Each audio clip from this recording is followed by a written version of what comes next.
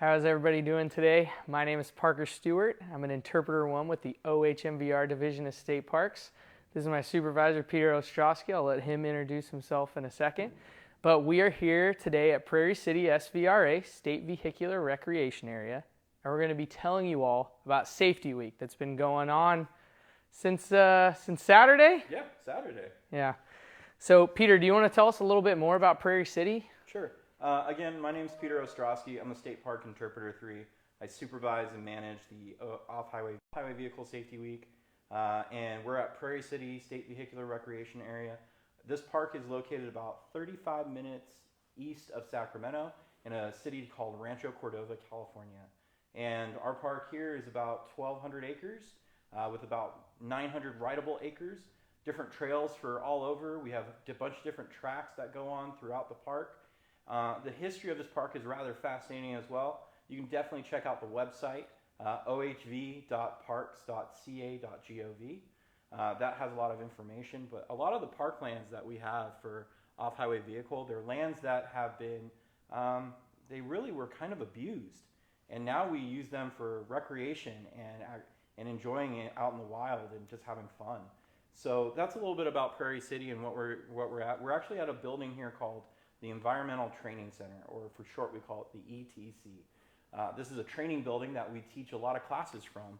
But definitely we teach a lot of ATV and motorcycle classes, but we also teach side-by-side classes as well. Where do we need to go with this now? Okay, so back over to me, I guess. So today we're going to be talking about Safety Week. As you can see the poster behind me, Safety Week has been going on from the 14th and it's going to go until the 22nd. And basically what's going on is we're having OHV classes at all of the SVRAs in California. There are 9 of them, and they're free. So you can look at your website, you can look at our social media pages to find when the classes are available or when they're taking place. And it's to sign up kids, it's to sign up adults that may be interested in the hobby or trying to get more into the hobby, and they just need some safety background. They need some safety knowledge.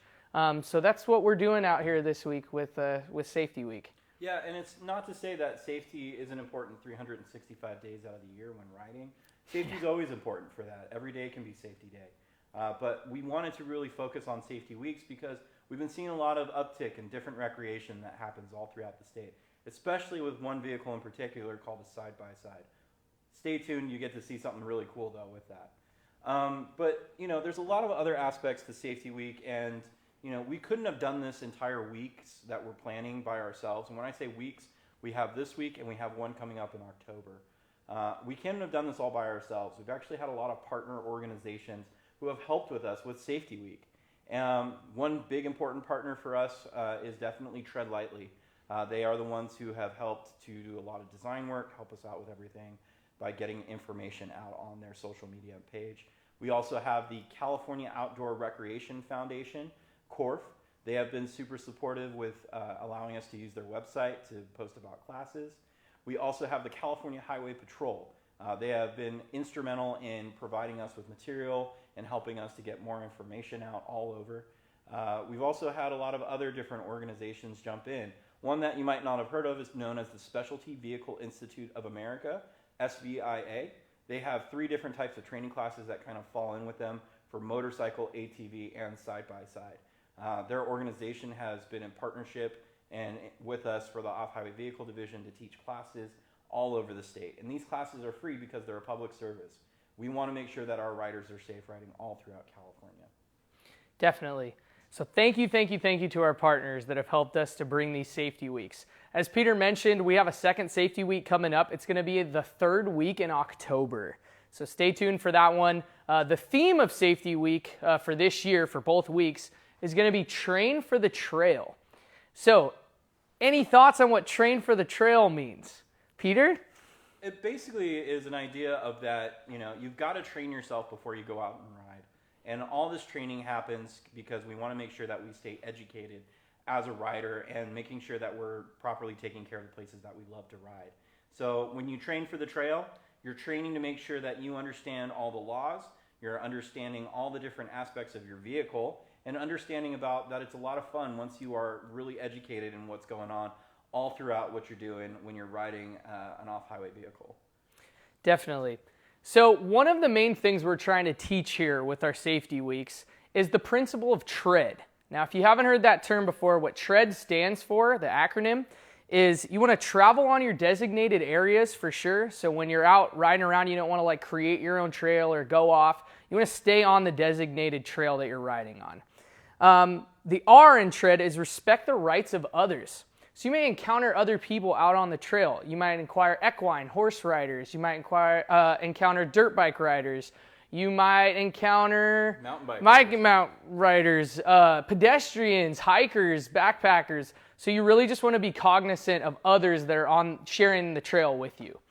The E is educate yourself. So know about your vehicle before you go out. Know the rules and regs of the area that you're going out riding on. And just kind of be cognizant of those before you go take a big trip. The A, avoid sensitive areas. So especially in our parks, we have a lot of sensitive areas. There's the areas of cultural significance, areas that are significant in the realm of natural resources. So we just want to be aware of those and not mess them up, not go riding over anything because we don't know what we would be riding over. And the D is do your part. So if you see trash out on the trail, what would you do? You should pick it up, right? Like that's a no-brainer. If someone's in need of assistance out on the trail, do your part. Like help them out. Don't leave a fellow rider out there stranded. And I'll kick it back over to you, Peter. Anything else to add on tread or? No, tread is a great principle. It actually comes from the Tread Lightly organization, and they have been having that message for quite a while.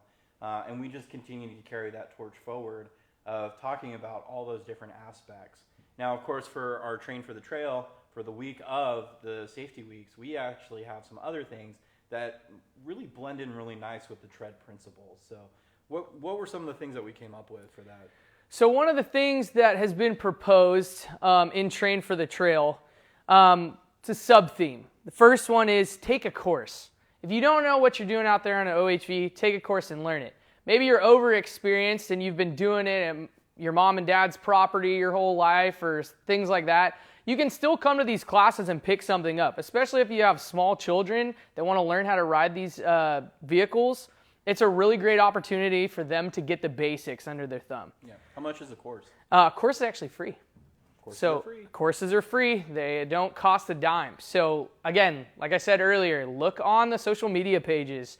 Check out the website. All the SVRAs, which there are 9 in California, and we'll go over where they are later, but they're all providing these courses. So the second thing is be prepared when you go out. So kind of going back to tread, you just want to know your route when you're out there, planning for it, making sure you have like safety measures in place where if things do occur, you're prepared for them. File a riding plan, like I said earlier. Just kind of know your course, know where you're going to go. There's technical types of riding for different terrain, and you really want to be aware of that stuff before you go out. Another part of that is definitely telling somebody where you're going. All too often, sometimes we're like, oh, we're just going to go on this trail, and we'll be back in a little bit. You really want to set specific time standards. You want to tell people where your route's going, and that's just in case anything happens. That's a really big important part, especially when you're riding in places that we help fund, like the U.S. National Forests, Bureau of Land Management lands, and other places like that. So just knowing that and having a plan that you can share with someone for your own safety. Definitely leads into our next portion, which is scout your route. You want to know where you're going. Again, like I said earlier, the terrain. You just want to know where you're going. Look online. There's a ton of resources out there on which trails you're going on. The conditions are a really big one. Weather's another big one. So you want to know these things before you head out. Never ride alone. That's a really big one. It can save your life. If you're out there riding alone and something happens, who knows if anybody can come help you. If you're with someone, there's a guarantee that there will be help coming. Mm-hmm. So you really want to never ride alone. And there's a lot of different ways to not ride alone. Peter, if you want to expand on that. You can check out Facebook. There's a lot of great groups out there that other riders are looking for riders to go ride with. The group of NorCal OHV riders, there's usually a couple folks on there. If you're looking for a little bit more structure, I would definitely have you check out organizations such as Corva, California Off-Road Vehicle Association. They have a lot of different outings and different people who can help you learn, even by being a mentor to you to help educate yourself. There's also Cal 4-Wheel. If you're a 4-wheel person who has a Jeep, never used it before, looked at that 4-wheel knob and was like, what do I do to put that on? Definitely check out with Cal 4-Wheel. They have great groups all over the state that go out on different activities and go try different things. Great educational resources from them as well. And again, it's just, finding a mentor that will help you. While a lot of our family members are great for getting us started, sometimes being in a group, you get to learn a lot more. And they also have a lot of different items that they could teach you about too, such as recovery gear and other information that they can provide. Definitely. The next piece is buckle it up. One of the main things that can help save you when you're out riding is wearing your seatbelt. Some vehicles obviously don't have a seatbelt, like a dirt bike, but for UTVs, side-by-sides, ROVs, you want to wear your seatbelt, definitely. Or if you're in a Jeep, if you're doing backcountry 4x4, always wear your seatbelt. And buckling up also means buckling your helmet the correct way. Yes. Never be afraid to ask about how do you do a helmet strap the correct way. We have different resources all over our webpage that can provide you with that information. And there's also different things that you can switch out on your helmet to make it easier, especially for the little ones, because sometimes trying to do the helmet straps, it's a little challenging for them. And the final sub-theme that we have is just to ride respectfully. We have a campaign going on right now for the OHV division. It's I Ride with Respect. Respecting the land you're riding on, respecting the people that are on that land riding around, respecting the trail, cleaning up trash. These are all things that fall under riding with respect. Yeah, riding with respect is a big thing for all OHV riders. If you are an OHV rider and you're watching this right now, you already know how important that is. You know that when we ride with respect, we're protecting a resource that our next generation will be able to enjoy after us. And that's what we really want to do, is in order to keep the lands open that we love to recreate on. Definitely being able to make sure that we're protecting cultural sensitive areas and natural areas, and protecting a lot of the wildlife that's out there in our parks. We just want to make sure that that message is being heard loud and clear, because in our OHV community, we do this a lot. We ride with respect as much as we can, but sometimes we need reminders all around that we're doing a great job of this, and just kind of carrying that message forward. Now, with all this stuff in mind, we've got something to share with you here in just a little bit. We're actually going to take you outside. And the reason why we're starting inside, if you're anywhere here in Northern California right now, you know it's a little windy. But we're going to take you outside, and we're actually going to show you one little part of a course that we teach. And the course is called what does it stand for? ROVA? ROVA. So Recreational Off-Highway Vehicle Association. Yep. This course we're offering for free. Basically, you can bring your side-by-side, make sure you have all the other important gear with you, and we'll teach you how to use your side-by-side in a respectful manner, and also some other really cool technical stuff, and you get to even explore our parks a little bit. Now, before we go riding, we need to go over safety gear, right, Parker? I was going to say, we have to gear up before we get out there. So the most important piece of safety gear that you need to have is a helmet. We highly, highly suggest that your helmet is DOT compliant, Snell compliant. We want you to be having the top of the line safe helmet before you go out riding. And DOT stands for Department of Transportation. It means it's been through some testing. When we talk about Snell is actually a nonprofit that further tests helmets. So not all helmets are Snell approved. Most helmets are DOT approved, but you do want to check to make sure that your helmet is at least DOT approved. And there will be a sticker on the back of your helmet.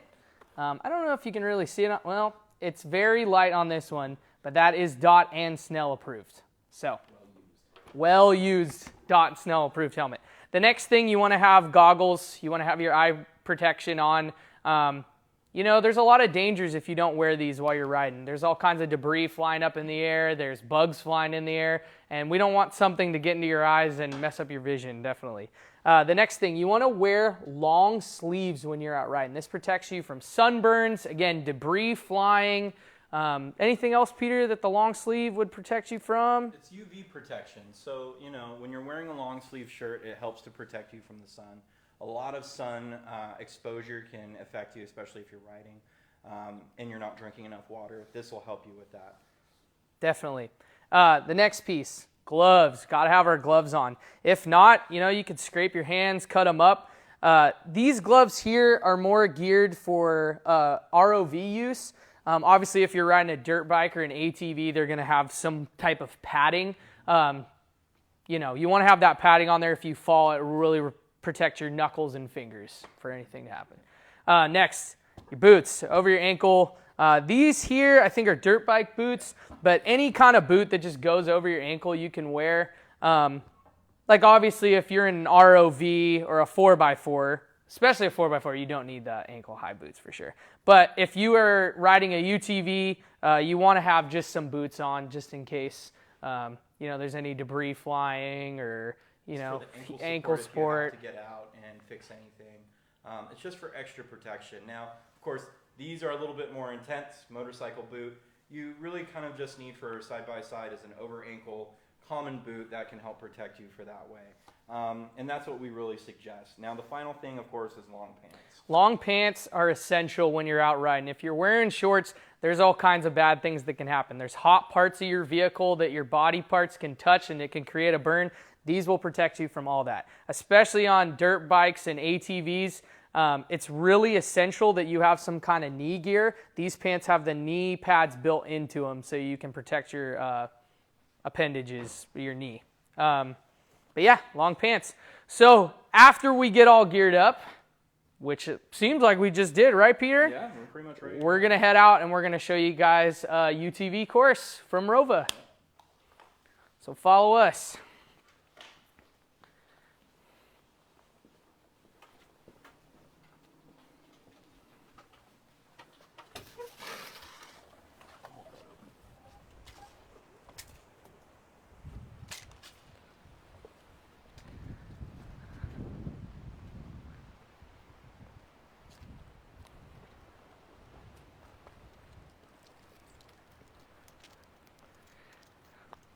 So the wind's kind of died down a little bit, so hopefully you'll be able to hear us a bit better while we're outside. We're going to take you right, and this course helps you work on 2-foot braking or left foot braking. So how this will go is, he's going to stage himself on top of that wooden piece and then slowly roll off of it. It kind of simulates when you're going over rocky terrain out on the trail. And so this helps build those skills with the ROV.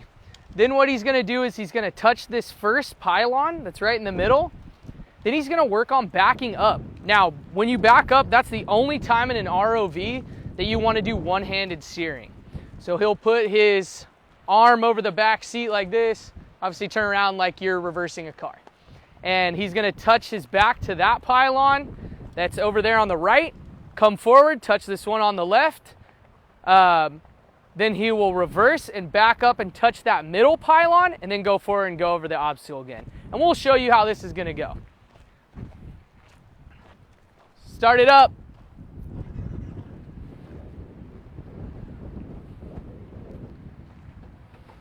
Of your vehicle.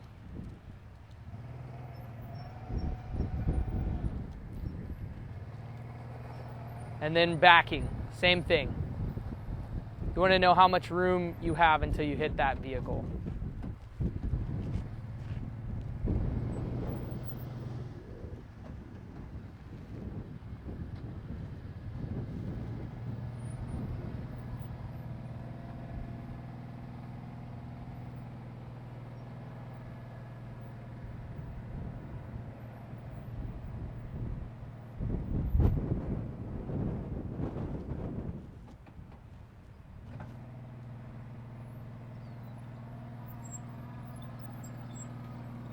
Nicely done, Peter.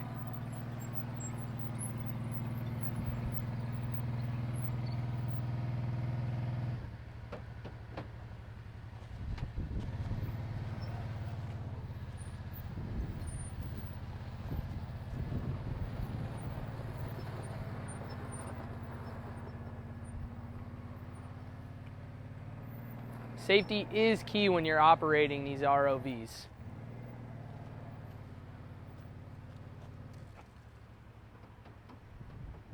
And again, this is just one of the many exercises in the ROV class. It's really fun, and you learn a lot of crucial skills to be able to operate these vehicles.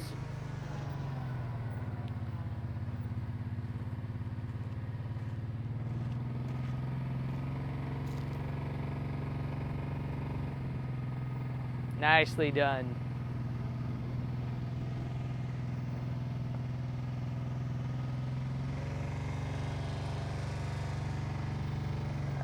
And after Peter completes that, I'm going to have him stage his vehicle just like we do in the class.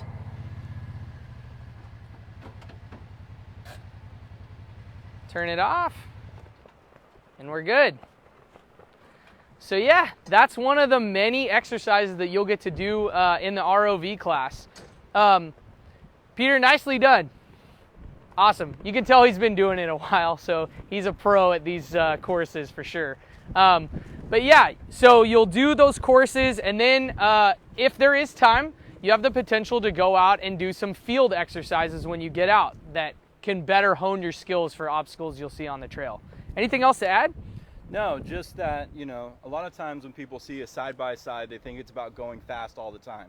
Don't get us wrong. I enjoy speed as much as the next person.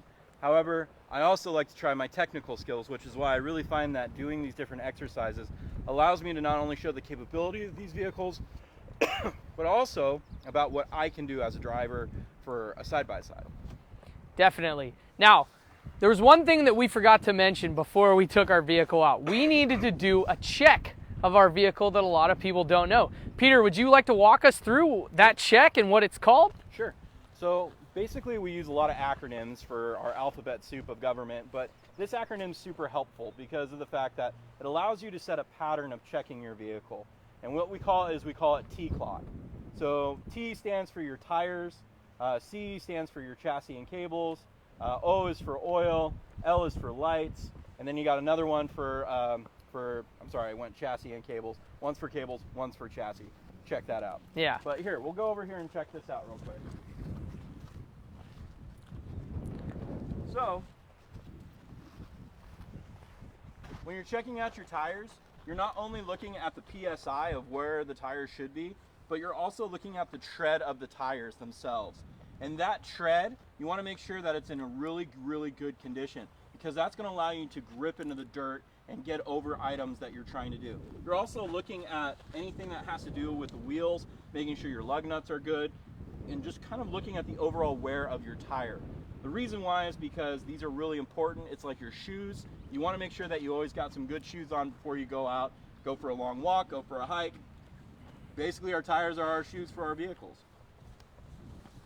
So C stands also for the cables and chassis and all those other different items. When we're looking at cables and chassis, basically what we're looking for is we're looking at the underneath of the vehicle. So right here out in front, we're looking at different areas that have bolts going through them, making sure that those welds are also looking good, that there's no bolts that are out of the ordinary. Oiled. We're also making sure that they're oiled, that they're ready to go. We're even walking around all the way to the back side of the vehicle to check this as well. Making sure that everything's going on really nice. Now, a really important thing that we also mentioned in T-Clock is oil. On side-by-sides, most folks think that the engine sometimes is in the front of the vehicle. It's not. It's actually in the rear of the vehicle back here. When you check the oil on a side-by-side, it's like checking the oil in a car. You want to make sure that it has good life in it. You want to make sure it's not dark and black, but also where the dipstick's at. We always tell folks to check your owner's manual on that. Surprisingly, most dipsticks for side-by-sides is found underneath the back seat or in a compartment that's near the back seat. We're also going to look inside the vehicle.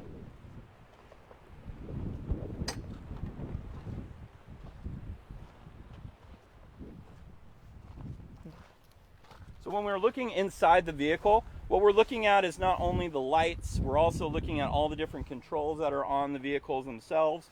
So all vehicles are different. Some vehicles have a DPS system, which is actually power steering for a side-by-side. They also have an overdrive system on them. But you want to know what you have going on your side-by-side.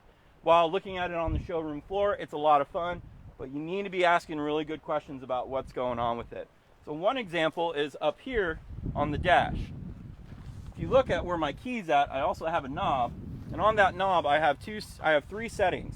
One's 2-wheel drive, one's 4-wheel drive, and then the last one is 4-wheel drive with a diff. That means I have a differential lock on the back of the vehicle, which makes it easier for me to crawl over things. If I didn't go ahead and look at my vehicle and understand my vehicle, I wouldn't know that I had that. Now, we're also looking at turning on the lights, making sure everything works. We just want to make sure that our vehicle is ready to go just like we are for when we're ready to hit the trail. And it's really important that we train for the trail, because if you don't train and do this stuff all the time, your ROV can be in disrepair. And you don't want that for when you go out and you're really excited about your next trip.